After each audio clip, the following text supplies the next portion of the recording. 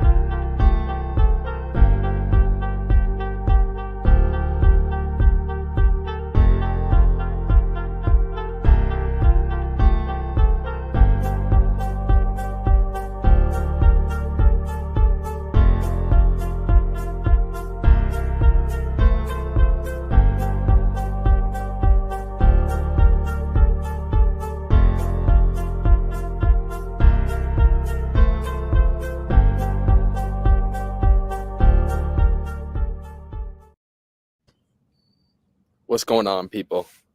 Squad is back. Lucas and Rohan, Counterpunch Pod, ready to break down UFC 308 on this fine October, beautiful, beautiful day. If you're new to these, once again, my name is Lucas. I'm here alongside Rohan. Rohan, what is up? How you doing, man? I'm doing well, man. 79 degrees, I think it is outside in Syracuse right now. This is just like crazy right now for late October, but we're enjoying it. I can see you outside getting some sunlight on you and all that. So, yeah, I'm definitely excited for this fight week. I mean, long anticipated, long awaited main event is going to be a banger. No doubt about it, man. I just can't wait. So I'm excited to get into this card. How about you? How are you doing? I'm doing well. It's going to be great. I'm looking forward to it. UFC 308, an absolute banger of a card. So yeah, we're here to break it down. What is it? 14? I think it's right now it's 13 fights. Sorry, let me turn my do not disturb on. I always do that. It's 13 fights, should be 14, but Said Nurmagomedov's opponent pulled out. And I think they're looking for a replacement, but I'm not sure if they'll get one. But in the meantime, we have 13 fights. Looking forward to break it down. Before we get into it, last week crushed it. We absolutely crushed it, including me predicting plus 430 Cameron Smotherman outright. So that was great nice. call. Also got the main event. It was a fun card as well. Fun Apex card, as I predicted. Yeah, absolutely. I mean, the Smotherman pick, it worked just like you said it would. I mean, like the striking advantage was obvious. Hadley couldn't get him to the ground consistently. I didn't expect him to have that big of an issue. And Smotherman just looked really good for I mean, a short notice. He came in there 4 days notice. I mean, he looked great. So great call by you, man. Congrats. Thank you very much. I appreciate it. And you did a great job as well. Last week was one of our sharpest weeks, I feel. And yeah, now it's time to move on to our next card, UFC 308.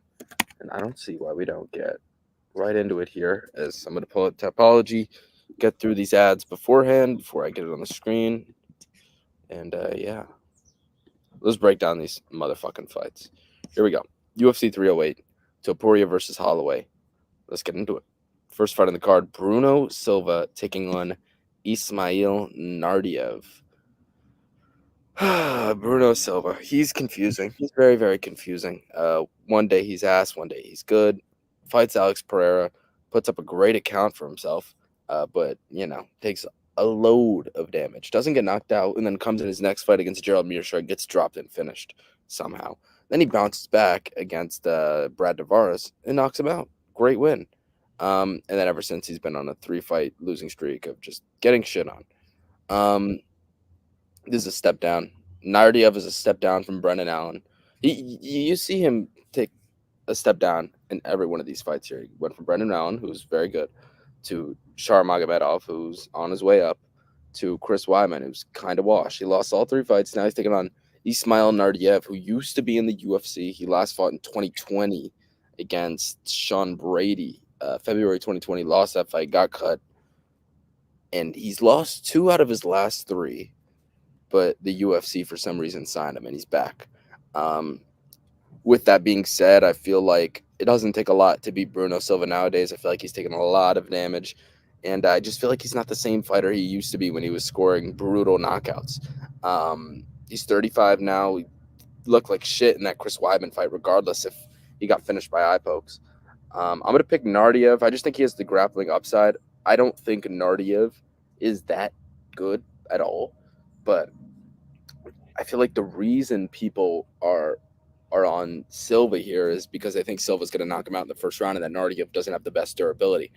But here's the thing about Nardiev. I mean, you saw him get finished in that fight against Kutsi, who fought Daniel Frunza on the Contender Series a few weeks ago. But that's what Kutsi does. Like, he just goes balls to the wall first round. And I honestly think Kutsi would probably beat Bruno Silva if they fought. Yeah, I think this is a step down. This fight is a step down from Kutsi. I think Silva's washed, and I think Nardiev will win a 29-28 decision. That's my prediction. What do you got? Yeah, definitely. Like you alluded to, it's a step down for both fighters. Bruno Silva, man, like his trajectory as a UFC fighter has been interesting because I mean he came on and he was like a really good prospect about 4 years ago, and now I mean he's like you said he looks washed, and it's crazy to say that already, but it's true. He looked really bad against Chris Weidman. He was getting outstruck by Chris Weidman. That's just a terrible sign. Obviously, his takedown offense is one of his biggest weapons at this stage in his career. It looks like that's what he's most comfortable doing, is looking to get the fight to the ground. But at the same time, his takedown defense isn't strong at all. He's one of those fighters that he, his best offenses or his best defense is his offense because he doesn't really have strong wrestling fundamentals. So I do think that Nardiev will have success getting takedowns in this fight if that is his game plan, because he's kind of an unpredictable guy, and that's kind of why he was out of the UFC. Like he was trying to emulate Stephen Thompson, and that's why like his nickname is like the Moroccan Wonder Boy or something like that. Like that he freaking fights out of a weird karate style, but he still always goes back to the wrestling because that's what he knows. And he was a grappler and a wrestler before all that. So I do think that he's going to utilize his grappling against somebody like Bruno Silva, who has been proven to be, easily taken down in his last couple of fights. So I just think the easiest path to victory here for Nardiev. And I mean, could Bruno Silva catch him? Yeah, because I do think that he still has power. That's the last thing to go. And if we are going to call him washed at this age, almost 36 years old, I think he still does have the power advantage. But Nardiev, I think, will play it smart.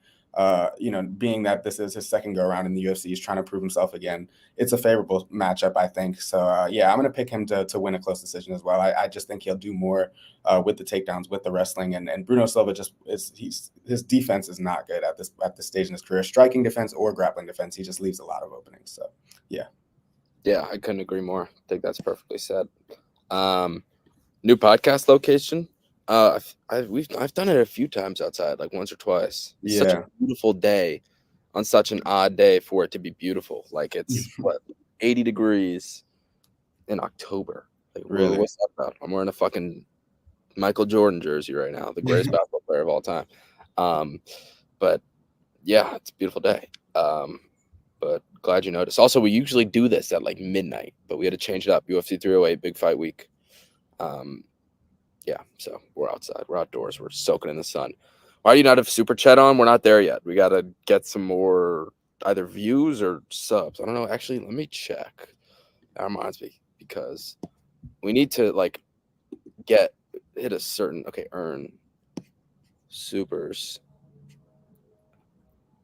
Yeah, we need 3,000 public watch hours in the last year, and we're at 622, but our shorts have been killing it. So I think if we keep posting those shorts, we'll probably be able to start making money off YouTube. But right now we have nothing.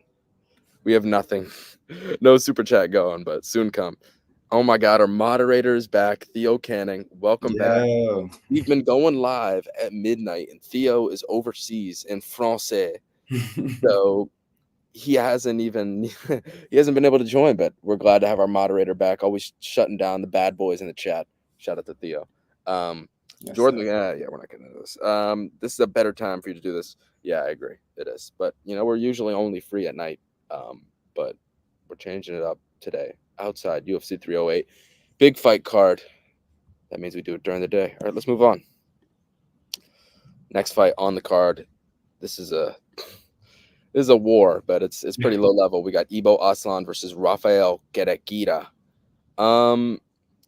Yeah, I'm not betting on a money line in this fight. It could go either way. It's going to be an all-out brawl. Aslan's going to come forward. He's going to swing for the fences in round one, and so is his opponent. Yeah, I don't know. It's who's going to land the first punch. I'll say Ibo Aslan does. I mean, he is slightly more experienced. Gerekira has just been fighting bums in Brazil.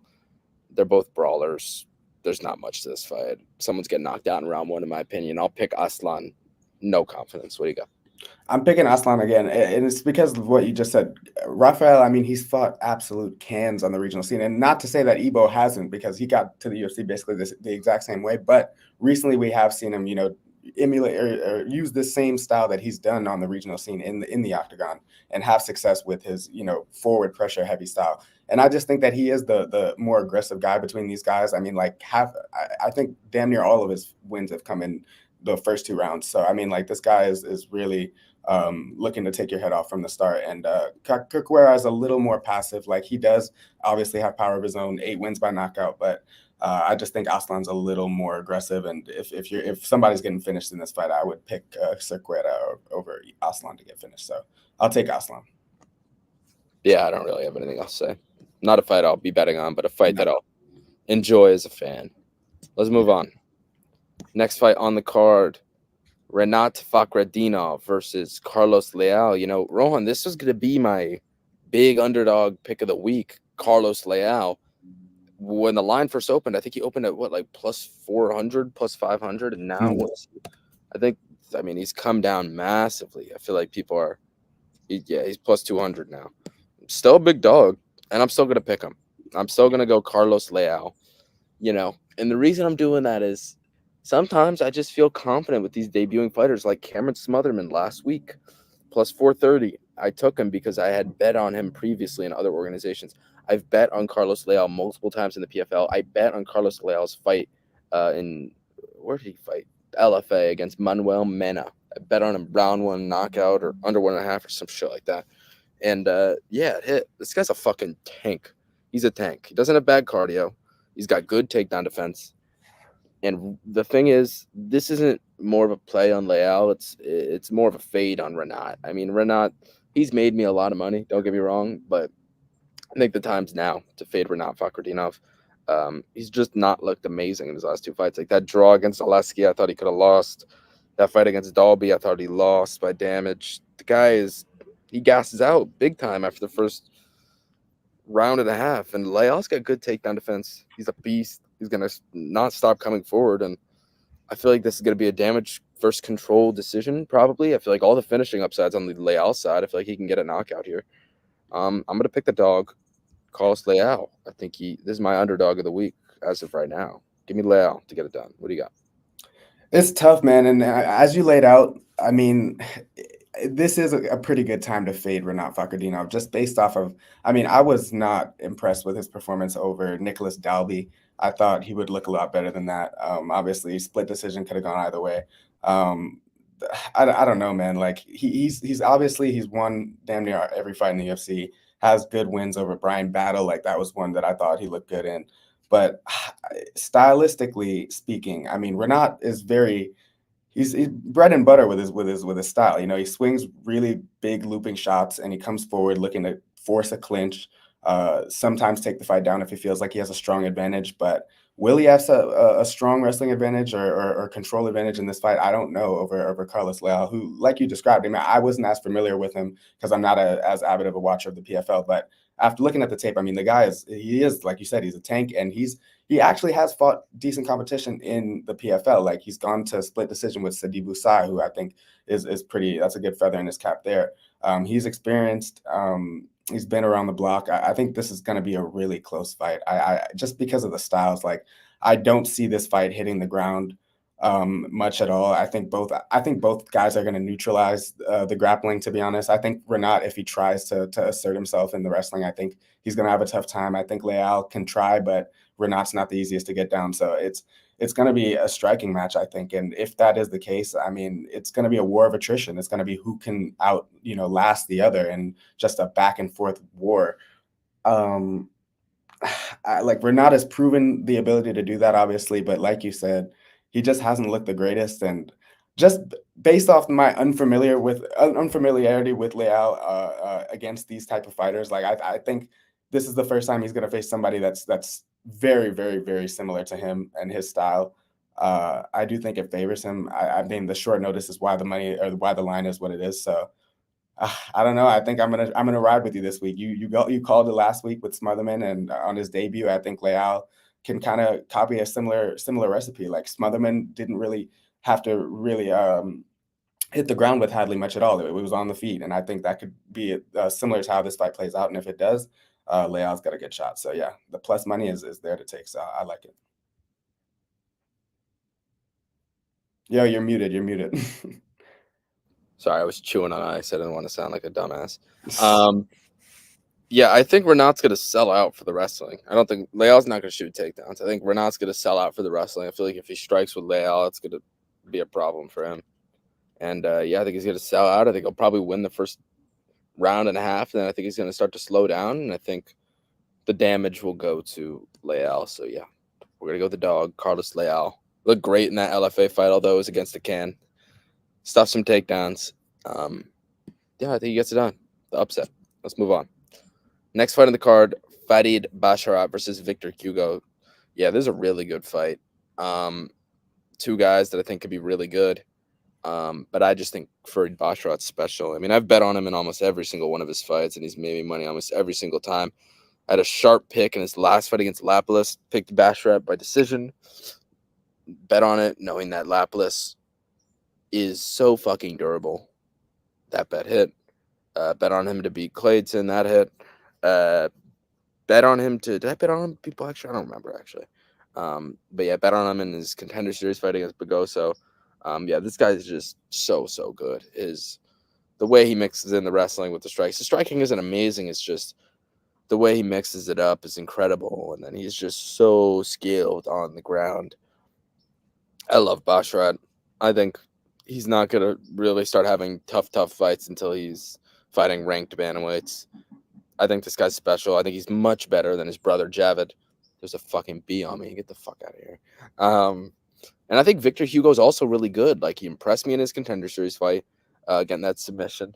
And then made his debut against Pedro Falcao, who I actually think is pretty fucking good. It was a very close fight, but he got the job done. I think this is a step up. I think Basharat should be a ranked bantamweight. I think he's really good. I'm picking Basharat to win it. Maybe he gets the finish. I don't know.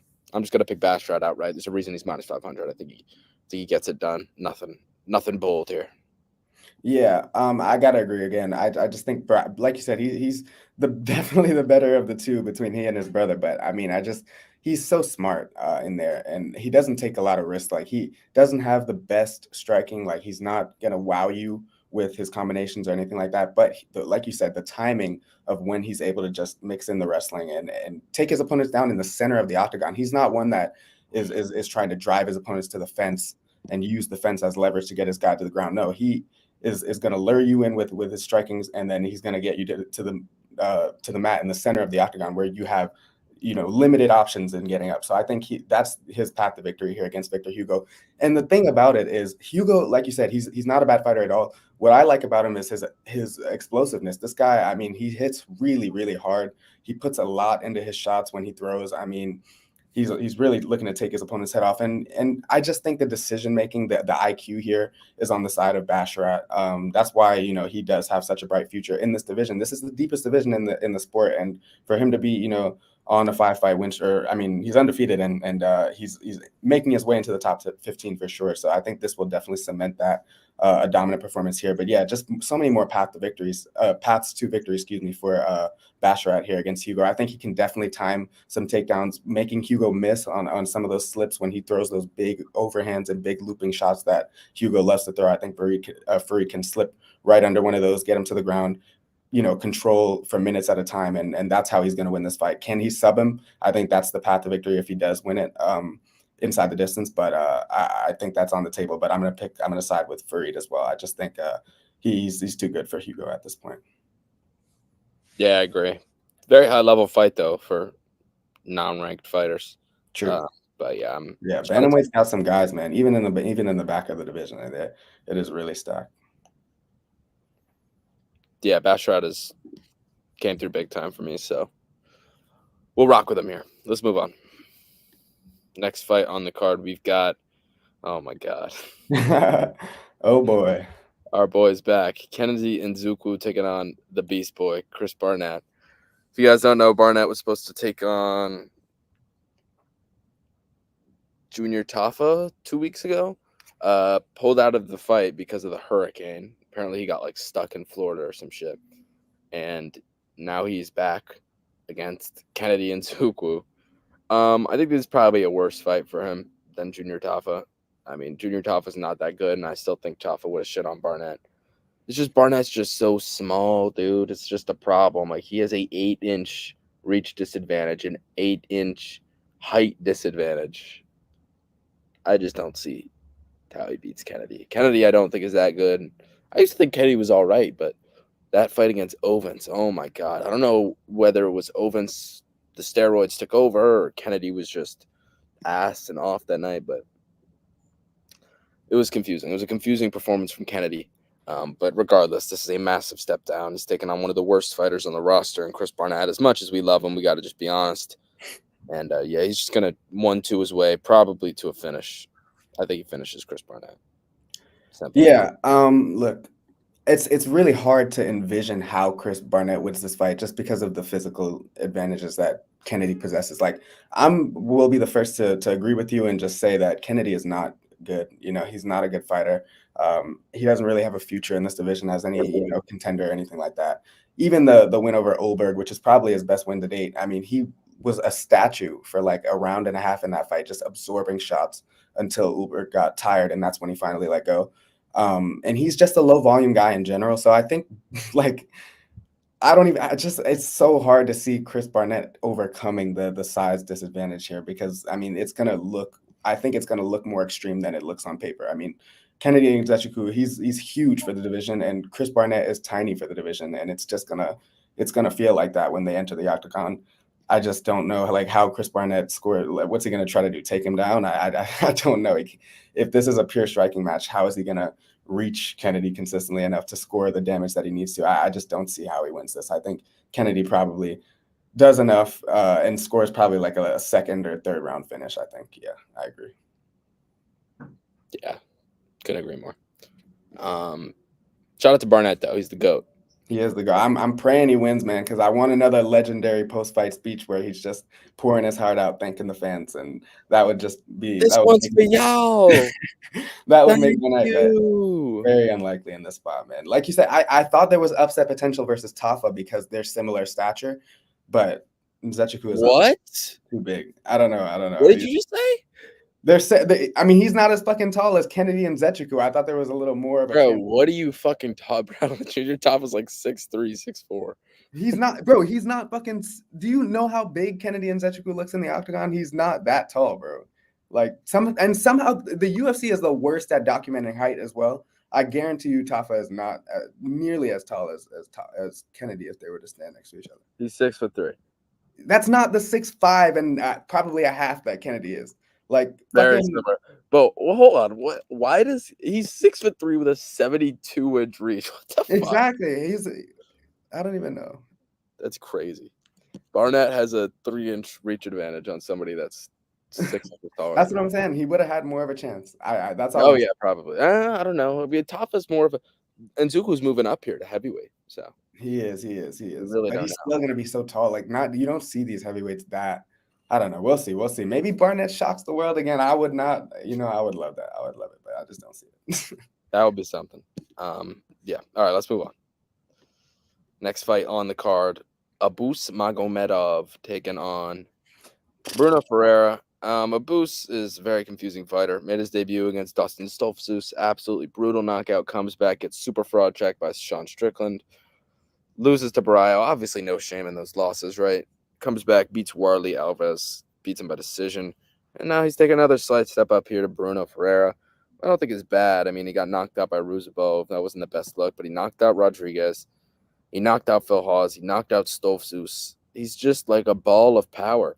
I think this is a simple fight to break down. The minute winner here is going to be Magomedov. He's going to be hitting him with strikes from distance. He's going to be mixing in the wrestling, but man, we've seen Magomedov crumble to pressure and power, and that's what Ferrera brings. It's a tough fight to call, but I do think Ferrera is just going to be too much in the face of Magomedov. I think there's just going to be too much coming at Magomedov for him to handle. I'm going to side with the dog here, Bruno Ferrera. Again, easy fight to break down.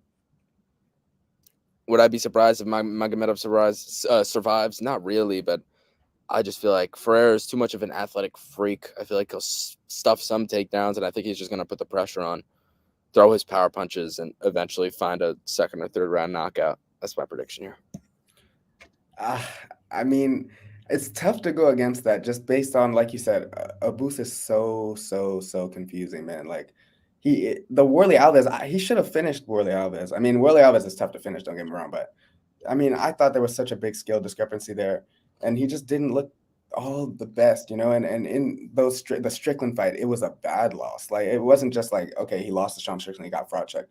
He got fraud checked bad. I mean, he was just running away from him at one point in the fight. It looked bad. And Strickland is one of those guys, like, I don't want to call him Ferrera, but I mean, he puts that pressure on you, and Ferrera is going to come forward similar to that. I mean, he's going to try to take his head off with those looping, you know, shots that he throws, those hooks and those overhands. He's very strong. And Abus needs to use his range. Like, obviously, we know how Abus fights. He loves those teeps. He loves those kicks. But is that going to be enough to you know, neutralize the forward pressure for I don't know. I think over the 3 rounds, Abus's cardio is such a big problem. Like there's a reason in the Alves fight he didn't look the greatest, because like the later rounds he was just kind of like just, you know, chilling, taking his time. And he can't do that against Ferrera. Obviously, he is the favorite because he's the better fighter, like skill for skill. But Ferrera's got that, you know, one-shot power that I feel like is kind of Abus's kryptonite. And Sean Strickland doesn't even have that power, and he was able to freaking, you know, knock him out. So and Barrio obviously did what he did to him. So it's a tough matchup. I think Ferrera is he's got more finishing potential by a mile here. So if Abus is not, you know, actually trying to win this fight for all 3 rounds and you know, come forward with some of his own pressure and combinations, which he just doesn't do consistently enough for me to pick him here. I just think Ferrera does have the chance to knock him out. And yeah, I'm going to side with you. Another underdog here, man. I'm going to take Ferrera, yeah, by knockout.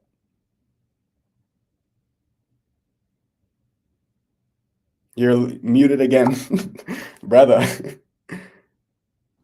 Sorry. Yeah, I just think there's I don't know. I don't want to say there's more chances he wins because his path to victory is just pressuring and throwing bombs. Abus is just not smart though with what he does. Like he's. I wouldn't say he's not smart. I just think that's just what he is. Like I just feel like he crumbles to pressure. I just feel like that's just. But he doesn't utilize like his range as he should. Even in the Barrio fight, like you would expect, you know, him to just keep him at bay, use this jab, pump the jab. And it was Barrio that was the one that was using his jab to come forward and land and just mix up the combinations. Like I think Abus's striking variety is there. It's just that, like, yeah, like you said, and that's the case with a lot of these strikers that just, you know, aren't the best on their back foot. He's not great on his back foot. He gets really just off balance and off guard. And I mean, Ferrera is going to come forward for every minute of this fight, you know, however long it lasts. So I don't know. And not to say that he has great cardio either. Like neither of these guys have good cardio. But I don't know, man. It's tough. This is one of the tougher fights to call, but yeah. I don't like Abus. Yeah, Abus is not a fun fighter to bet on, I'll tell you that. But yeah, that's all we got for this one. Let's move on. Next fight on the card. What do we got? We got my boy, titty back, Oralbai, taking on Rebeck. Yeah, I think Oralbai is really good. I think he's really good. Made his UFC debut against Medic. Looked absolutely incredible. An absolute mauling. Another fucking bug on me. God fucking damn it. And then comes back against Brenner. Bet on him in this fight. Massive bet. Had him in a bunch of parlays. And he won. He won very clearly.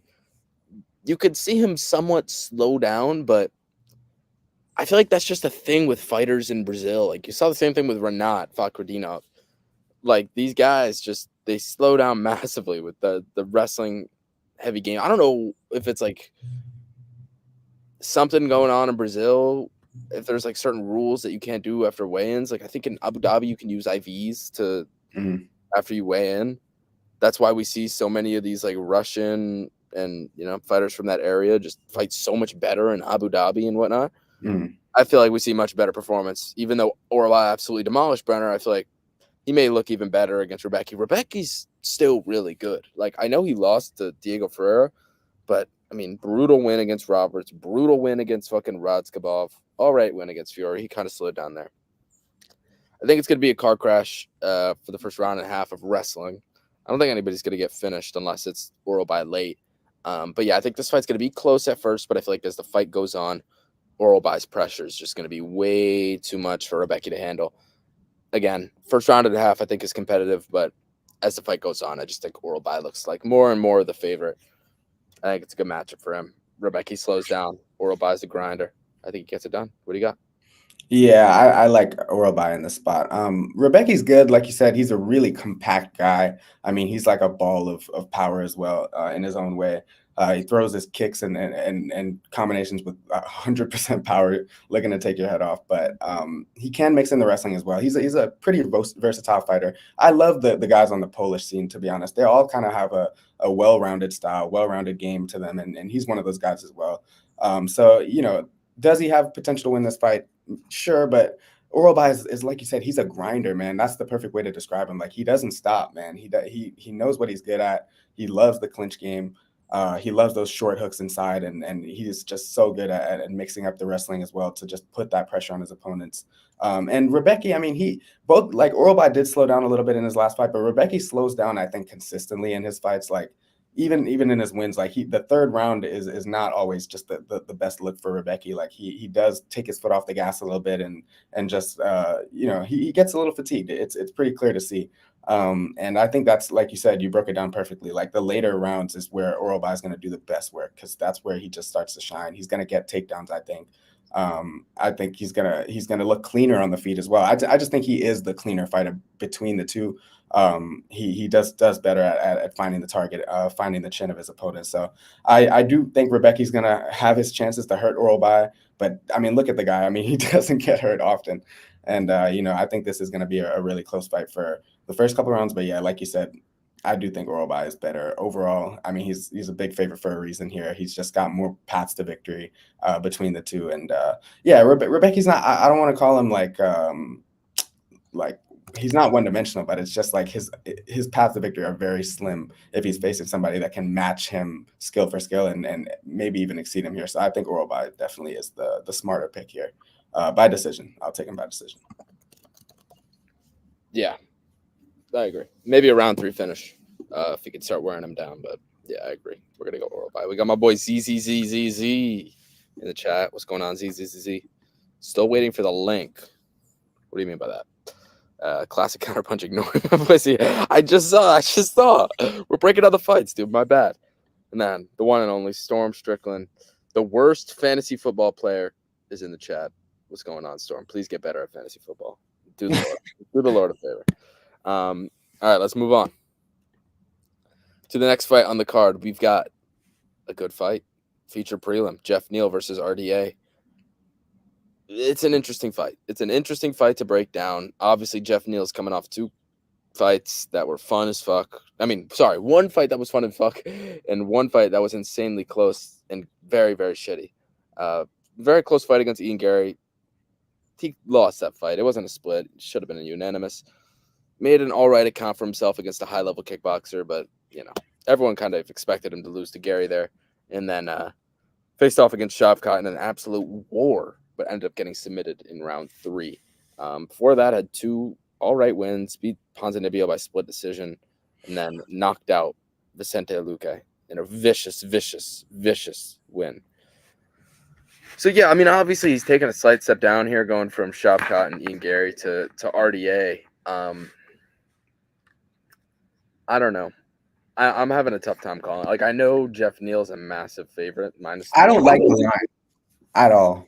Yeah, the line is kind of off. Because RDA is not going to go away. You're not going to knock out RDA. He's got great durability, although, he did get knocked out by Fiziev, but that's besides the point. Fiziev is an absolutely insane striker. Jeff Neal's got a lot of power, but he's not as technical. I do feel like Neal's path to victory is coming forward, throwing bombs, and landing a knockout punch. I don't feel like there's a lot of paths to victory for Jeff Neal, but at the same time, like, we say that the line may be off here, but Rohan, like, what's RDA's path to victory? No, that's what I'm saying. Like, the line is off, but I'm still picking Jeff Neal regardless. Exactly. But RDA's path to victory is just kind of what Ian Gary did, like hugging him and controlling him because Jeff Neal, he's one of those guys that like he's not going to accept the pressure. He didn't accept the pressure, willingly against Ian. He fought back. He tried to put his own offensive pressure on. But the thing about RDA is he's so draining with that style. Like he knows how to keep his shoulder in your chest, keep his head in the right position, and just land shots to keep you there. But I think he's going to be a little undersized against Jeff Neal. I think Jeff Neal is starting to work his way back. This guy is a fighter that dealt with a lot. Like he went through, I believe it was what was it? Do you remember? He had some heart condition or something like that required a long time away from the sport. Like he's been through a lot of physical adversity. I think he's starting to work his way back into prime physical shape. He's only 34 still. You're talking about Jeff Neal, right? Jeff Neal, yeah. Yeah, he had like some personal problems. He had like a DUI and shit. No, but he also had some real bad like problem that kept him in the hospital. Like it was a whole thing. This was a couple of years ago at this point, but it took him a while to get his confidence back. And I think he's starting to get it back. Like you said, the last two losses, not too bad. Like Ian Gary, he still looked good, in the moments where he was on the feet. And I just think that on the feet here, he's gonna have enough to hurt RDA.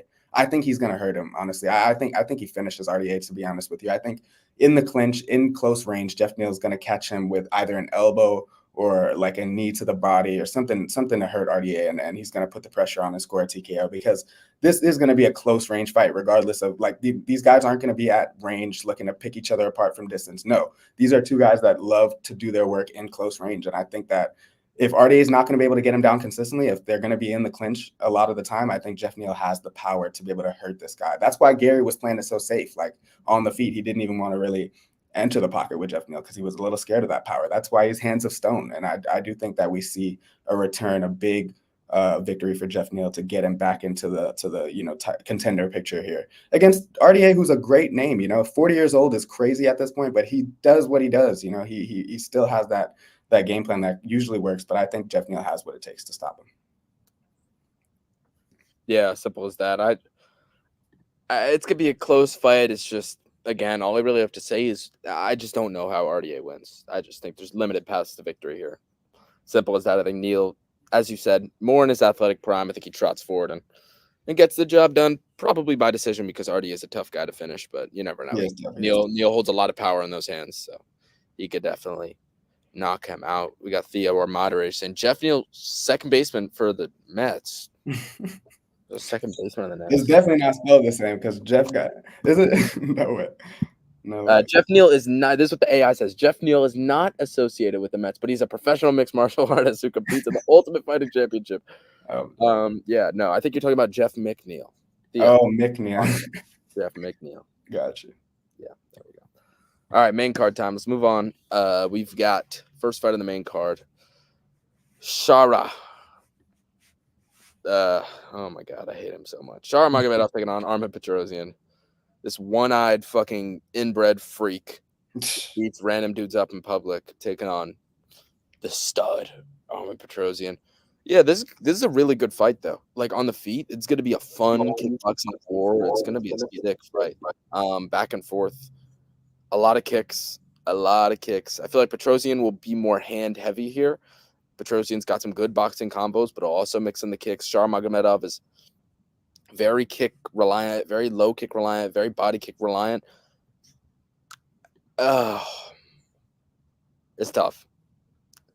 But I'm going to side with the underdog. Again, I'm going to pick against Shara again. I'm going Petrosian. Petrosian is a really, really good striker. And I think Shara is just a little bit overrated. I think he is. And call me crazy. I feel like Petrosian, if he finds success on the feet, he can mix in those takedowns as well. Like, I still think Shara has a shitty get-up game. This guy cannot get up from his back. We haven't seen anything that's shown us that this guy can get up. Excuse me. Petrosian's really good striker. I think he'll slip out of the way of those kicks, hit him with some boxing combos. Don't get me wrong. Shara's going to be there. Shara's going to be landing shots, but I think it's a close fight on the feet, and I think we may see Petrosian land a takedown or two mixed in the wrestling, although that's not his game. I feel like that's the smart thing to do here as leaves land on me. I'm going to go Armen Petrosian. I'm going to go another dog. Call me crazy. I think he gets it done. I don't see anybody getting a knockout here. I don't see anybody getting a finish, to be honest. I'm going to go Armen Petrosian to win a decision.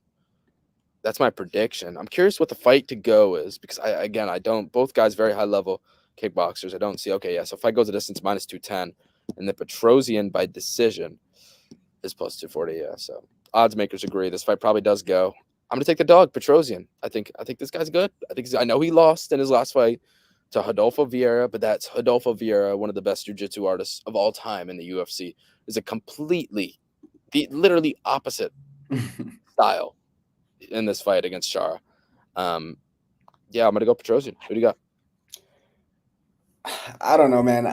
I get it. I get why you're picking against Chara here. His get-up game is horrible. I mean, if Petrosian was smart, he would look to grapple, because I don't think his grappling is the worst, but he just doesn't grapple. Like, he's a striker, and he knows that's what he wants to do. He knows what he's good at, and I think this is going to be a 15-minute striking match in all likelihood.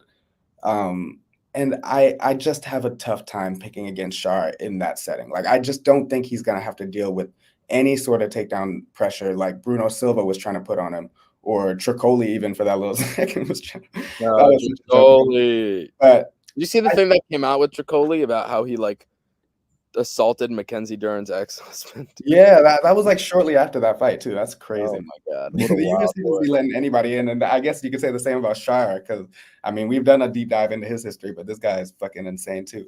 But man, I just think that the unpredictability, the dexterity on the feet, like you said, he is kick heavy. He is very kick reliant, but it's not like he's kicking the same target the same way every single time. Like, he mixes it up really well with his kicks. Like, he will just catch you off guard. He'll throw a question mark kick, step back, throw a side kick to the body. Like, he is very unpredictable.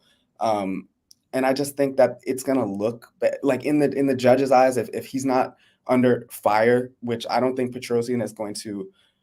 I don't think he's like, he is probably the more powerful dude between the two, but neither of these guys have like knockout power, and I don't think that Chara is going to feel that. I think he's going to feel confident. I think he's just going to be flowing, just looking a little better in the judges' eyes. And I think they're going to like what they see a little bit more out of Chara, like the spinning attacks, the like, some of those are going to land because like Petrosian doesn't have the greatest striking defense. He's a good offensive kickboxer for sure. And I think that he is going to have his moments against Chara too.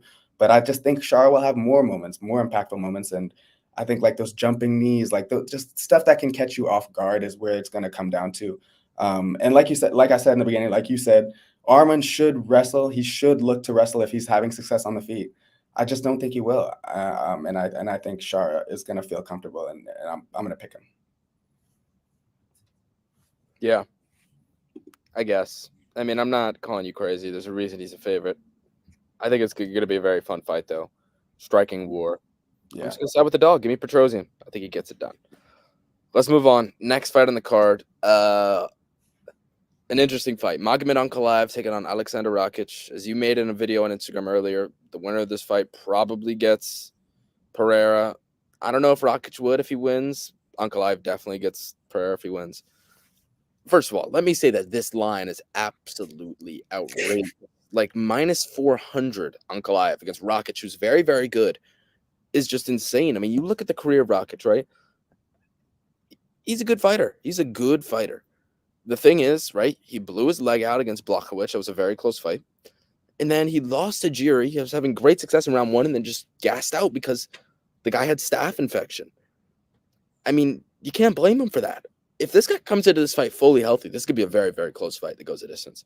And call me crazy. If Rakic comes into this fight healthy, Rohan, I'm going to say a very, very bold take right now. But I think that if we see a healthy Rakic, this can be a harder fight for Ankalaev than for Ferrera. I really do think so. You mean what? You mean Rakic?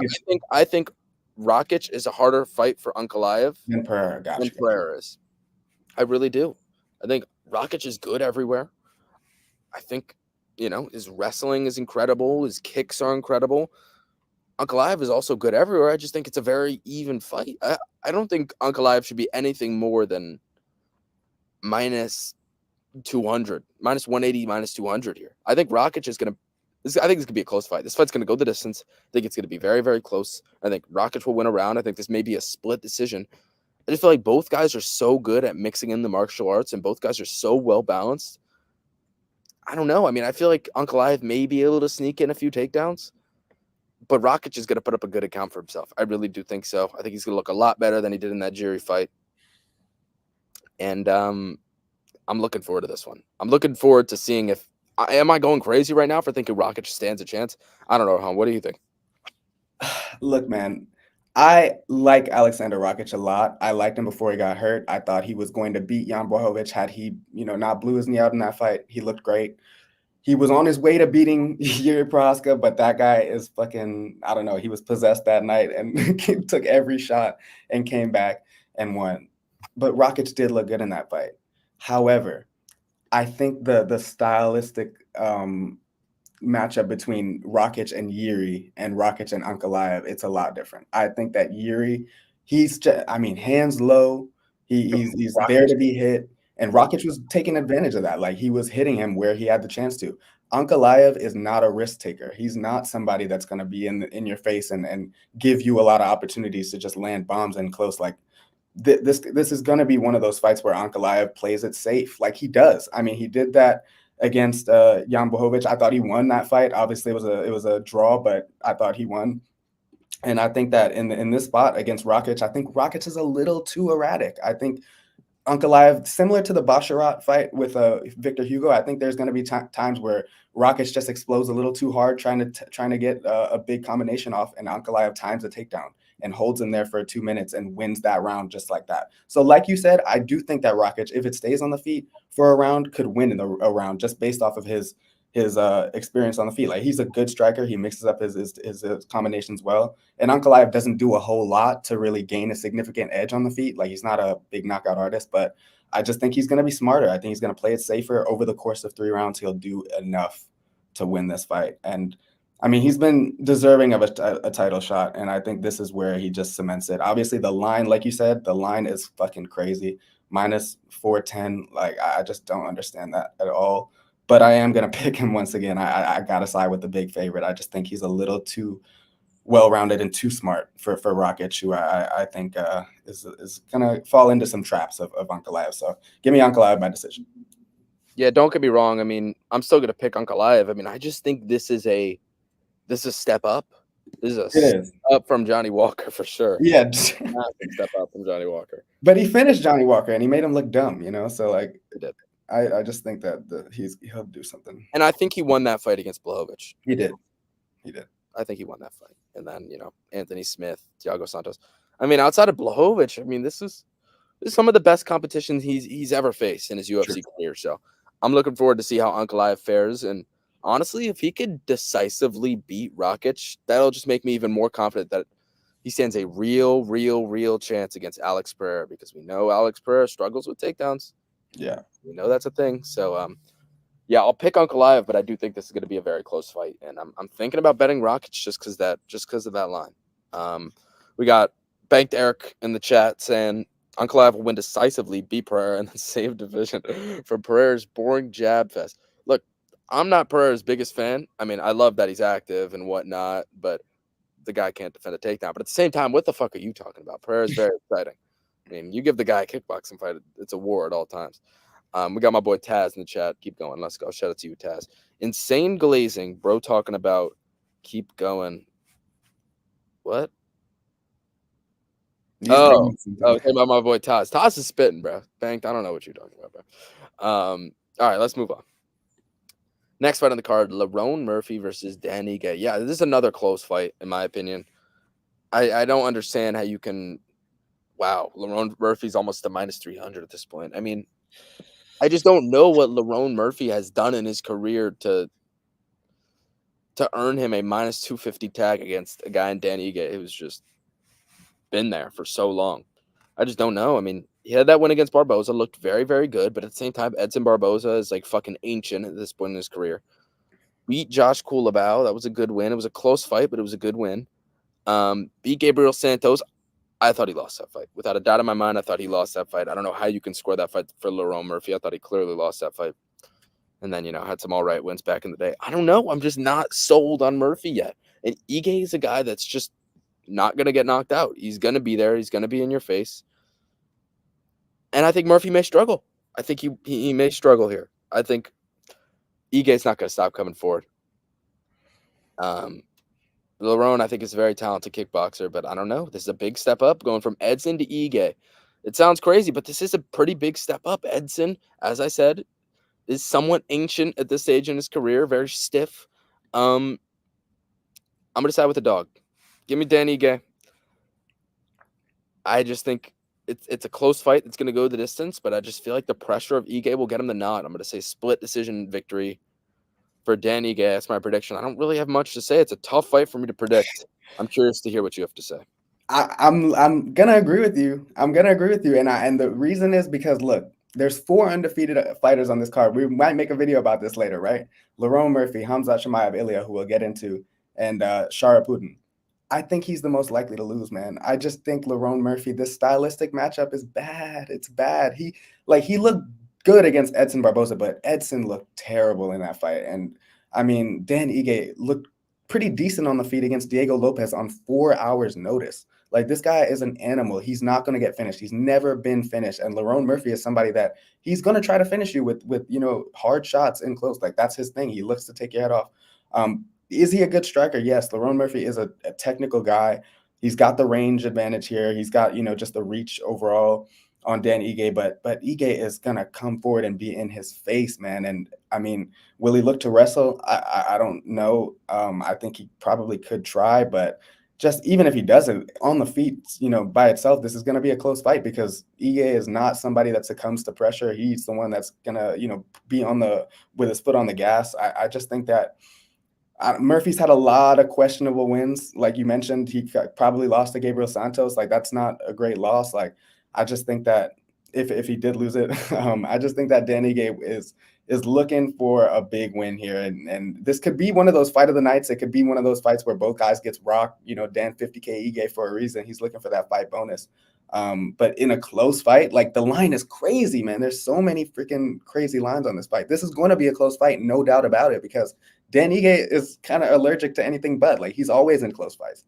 And Lerone Murphy, like you said, he's not done anything to prove that he's a level above Dan Ige. Like, he hasn't shown to be this elite striker with this crazy knockout ability. He hasn't shown to be this reliable wrestler that can consistently land and hold takedowns. Like, Dan Ige is going to have every avenue to do just as much damage as Lerone. And I think that he hits hard, man. He's gonna hurt him. I think Dan Ige is gonna win a decision, and maybe even finish Lerone Murphy and stun a lot of people. But I'm gonna side with you, man. I was gonna pick him. I'm surprised that you did, but yeah, Dan Ige. I'm rocking with you again. Underdog, big underdog too. Let's fucking go, baby. Rohan and I riding together on a lot of these dogs. What, Ferrera, Ige, Leal? Yeah. But the lines on these fight, like, even Ankalaev could lose. I was making his case, but he could definitely lose that. Like, there's a lot of, I think if you bet on all these underdogs, you're gonna get one to cash. That's what I said. For sure. I agree. I think you get more than one to cash, to be honest. For I sure. think there are a lot of live dogs in this card. Let's move on to the co-main event. Robert Whitaker versus Khamzat Chimaev. This is one that I am so fucking excited for. Rohan, I only found out like 2 days ago that this is a 5-rounder. Yeah, me too. I was like shocked. I didn't even know, but this deserves 5 rounds. This does deserve 5 rounds. I'm happy. 100%. 100% it does. This is going to be an absolute war.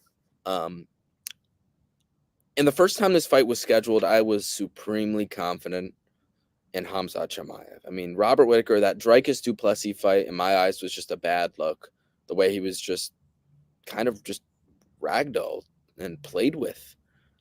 I feel like a guy in Khamzat who is so physically dominating could be a problem. But I just don't know where Khamzat is health-wise. Like, this guy keeps getting sick. He keeps having surgeries. Like, what's going on with this guy? I just don't know.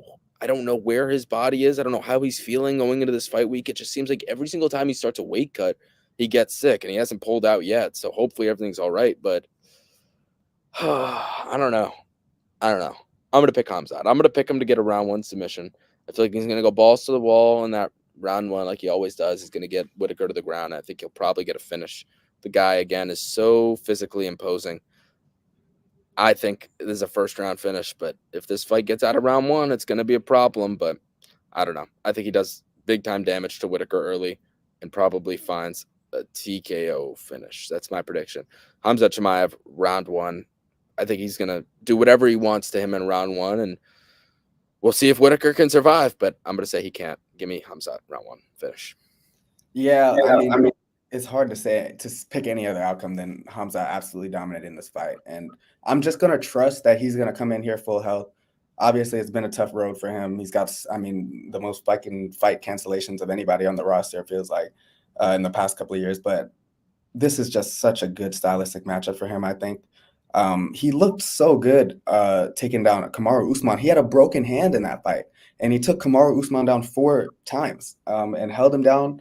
Obviously, Usman had success late, but I just think at that point with the hand injury, Khamzat was a little, caught off guard with that, and it was tough for him to deal with. But in this fight, man, if he is fully healthy, Robert Whitaker, I mean, he's got really no wrestling upside whatsoever. The Dricus du Plessis fight, as you alluded to, he dominated him. He took him down at will, jabbed him up. I mean, it was a shocking performance, but Khamzat is going to bring that energy times 10. He's going to be in his face, pressuring him, looking to take. I mean, he's going to score a takedown within the first minute of the fight. It's probably a lock. If there was a bet on that, I would smash that line. And once he gets Robert Whitaker down, like, how is Rob getting back up? So I think sub TKO, however it comes, like, I just don't see Rob winning this fight. I think the 5 rounds is cool, but I just don't think it'll matter here. It's not going to make it even out of the first. I agree with you, man. I think Khamzat, this is the statement win that I think everybody is waiting for. Obviously, beating Usman's a great win. Beating Gilbert Burns is a great win. But if he can finish a contender like Robert Whitaker convincingly, he's going to be right at the top of the title picture. So I think this is what happens. I think Khamzat is going to smash and agreed. Khamzat inside the distance, easy. Yeah, as you mentioned, finish is a big word because he couldn't get what's his name? He couldn't get Usman out of there. I think he broke his hand or something like that. So hopefully we see a fully healthy Khamzat in this one, and we can see really how he'll fare in this middleweight division and if he's ready for that title. But yeah, I'm going to agree with you. I'm going to go Khamzat Chimaev, round 1, smash. And Bank Derek also agrees, saying, we got my boy UP in the chat. First of all, shout out to you, UP. Bank Derek saying, boys is going to smash. Another fucking B, dude. They're loving me today. What the fuck? Jesus. Man's getting attacked over there, bro. I don't want to go inside because it's so fucking. It's so nice. Now stay. You got to finish it outside. You got to finish it out. You got to deal with the bees. Bank Derek, shout out to you. We got Aaron T saying, as the president of the Chimaev Glacier Club, I'm very happy with your predictions. And then Bank Derek saying, not happy with that. He wants to be the president. Who loves Chimaev more? Let's have it. Maybe we should. I think they're both going to be happy this weekend. That's all. Can I get a poll going in the chat? How does this work?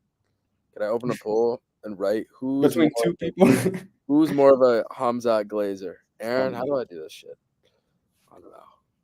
Whatever. Figure it out. Oh, wow. Well, I'm actually curious how to do a poll on YouTube live stream. From the bottom of your chat window, tap create a poll. Create your poll. Select ask your community. I'm not seeing anything that offers that, unfortunately. I might just be retarded. Fake news. It's fake news. Possibly fake news. Google help is lying to me. It's all good, though. We got my boy JT to go. Roland's biggest fan saying, yes, sir, we love it. My boy JT. It's all chill, JT. Shout out to you. UP, you the man, you the man. Interesting name, UP. What does that stand for? I don't know. All right. We're an hour in, and we're here. The main event, before we talk about the main event, as always, link in the description. This is the last day you'll be able to get our MMA betting group for $30. So get it now because we are going to raise the price significantly considering I think we made almost 10 units last week off PFL and UFC, and it's been money made almost every single week. So get in now. Get in today. This is probably going to be your last day. Today and tomorrow, I think Thursday it'll be changed permanently. So, yeah. Before we get into the main event, yeah, all of our socials link below. But before we get into it, Rohan, anything you want to shout out? Shout out? Like any family members that you love that you just want to shout out? I mean, shout out my mom, shout out my dad, shout out my brother. I mean, yeah, shout out the whole fam. Why? Is there somebody? Yeah, I feel like you're looking for an answer here. No, I'm just in a good mood. Like, shout out to shout out anybody that's watching, showing love. I love everybody in the chat. I see you regulars. I don't understand. Always here. I hope to see Aaron T to stay up here. I know Banked Eric is always fucking here. Storm Strike. Hey, we got a loyal chat going on. Shout out to everybody, man. Moderator Theo, of course. Oh yeah, of course, moderator 3. He's always putting in hard work overseas in fucking France. I mean, he's living his best life. That's dope. Aaron T says, I've been defending Chamay for years, even through the smash skips. Yeah, I forgot about that. He said, I'm only UFC fan since 2022, so maybe you beat me there. All right. All right. YouTube, please don't ban us. Okay, let's move on. Main event, Ilia Topuria versus Max Blessed Holloway. I'm supremely confident in Ilia Topuria.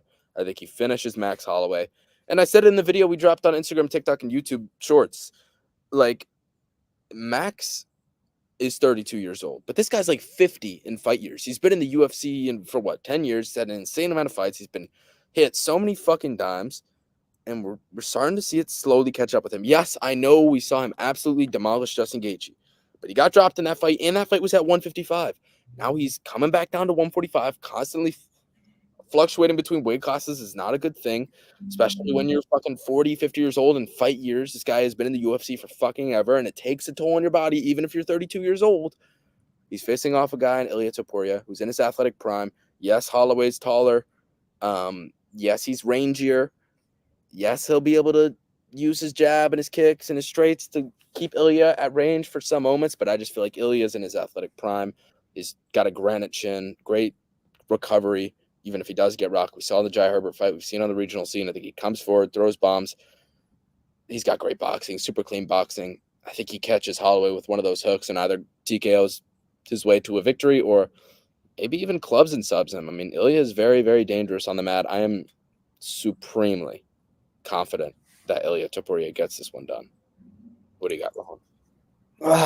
It's just so hard to disagree, man. I love Max Holloway, and of course, I want to pick him just out of bias. But like, stylistically speaking, the Justin Gaethje matchup, I even thought going into it favored Max, just because Justin, as much as Trevor Whitman and his camp want to say, oh, it's controlled chaos. No, it's fucking chaos. He just comes at you with his hands down. He's looking to take your head off. And that style, you could see how zeroed in Max was, because he knew there's going to be so many chances to just land and pick my shots when Justin is swinging his arms and missing and keeping his hands low.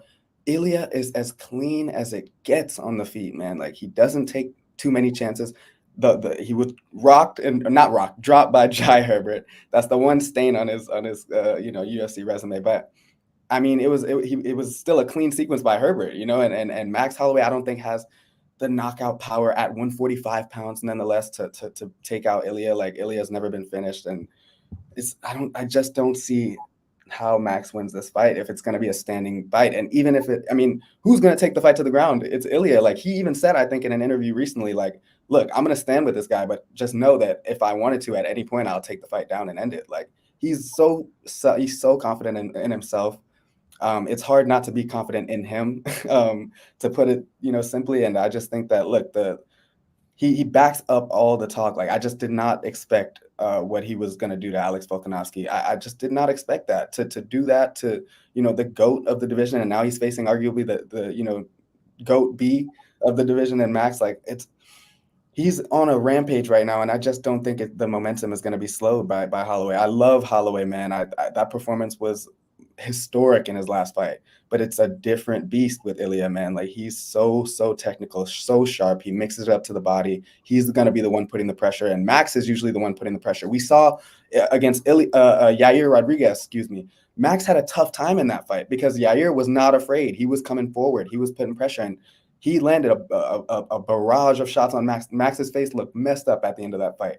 If Max is taking those kind of shots from somebody with the power of Ilia, the accuracy of Ilia, I could see him getting finished. And I don't know, man. I don't see this one going all 5. And if it does go all 5, I think that would favor Max. Like, if Max can drag this one out and win a war of attrition, that's his best opportunity. That's his best chance. And he's going to have to do the work early to gain Ilia's respect.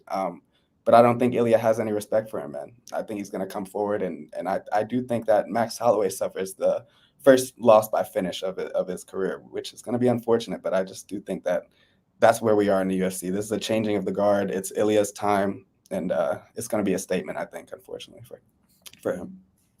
I agree. We got Triad saying do not underestimate Max. Hey, nobody's underestimating him, man. Exactly. It's not about underestimating. It's just a testament to how fucking good Ilia Topuria is and how primed he is, how good he is everywhere in mixed martial arts. Deadly power. Great. Max, his best chance to win this fight, Max, is to. I mean, Ilya's not going to try to take him down, but if he does, stuff takedowns early. Just, I think, preserve his energy, and he has the best cardio in the sport anyways, but he's got to drag this out and make it a grueling matchup, which I just don't think Ilya's even going to allow that to happen. Like, he's going to be the one that's putting the pace and on Max, and that's just going to be a recipe for disaster, I feel like. Bank Derek saying Ilya will be the first to KO Max, and if he really could just he could really just take him to the ground and win if he wanted. True. Volk is overrated is a crazy statement. I don't know what he's. Nah. He's just got knocked out before that fight. That's why he got knocked out by Topuria. But Volk was a very, very good fighter and arguably the greatest featherweight of all time. But bold statement. I think Topuria could be the greatest featherweight of all time. I think he's that good. I think he has a chance to go down if he stays in this division and keeps cranking out title defenses against these young studs. I think he has a good case to be the greatest featherweight of all time. I think he's that good. We'll see, though. First person I heard say Max is going to get finished. Everyone thinks it's going to be a war decision. Yeah, no, I think he gets finished. If it is a war decision, like Ilya, I don't think he's going to let it get there. He can grab when he does take down Max. If he does, he's not going to just sit there and lay on him. He's going to be trying to finish him. This guy is a fight finisher. Like, he's going to be looking to take Max's head off. And I mean, that's like if it does go all 5 rounds, I think Max wins. But I just don't think it goes 5 rounds because Ilya's not going to get it. He's not going to let it get there. Unfortunately, he's gonna put a big pace on this guy, and I think he hurts him. I think he hurts him early. That's just what it is. And you could say that we haven't seen Max really, stunned and wobbled like that, which we haven't. I mean, Dustin kind of had him on shaky legs. Justin dropped him, but it was kind of like a flash drop. But we were saying the same about Volk. Like, he's never been knocked out. He's not going to get knocked out, and he got knocked out 2 times in a row. Like, it's going to happen eventually. I think the way Max fights, it's just inevitable, and I think this guy has what it takes. So, yeah. Couldn't have said it better. Yeah, I'm going Ilya by finish. I think Max's chin slowly deteriorating. I think he clips him.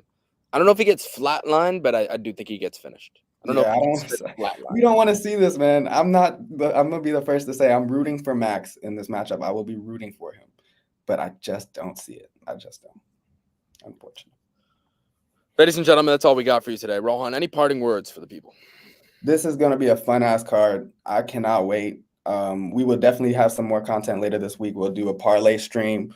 We'll do a live stream, before and after the card. So be on the lookout for content. Instagram, YouTube, you know where to find us. All the links, all the descriptions, check it out. Check out the Discord. My man Lucas, man, he's one of the best at this UFC gambling shit, man. And the proof is in the pudding. So if you don't know, I mean, just get in that Discord and find out. But till then, we will see you on the other side. But enjoy this card for sure. Enjoy it. I appreciate the kind words, my man.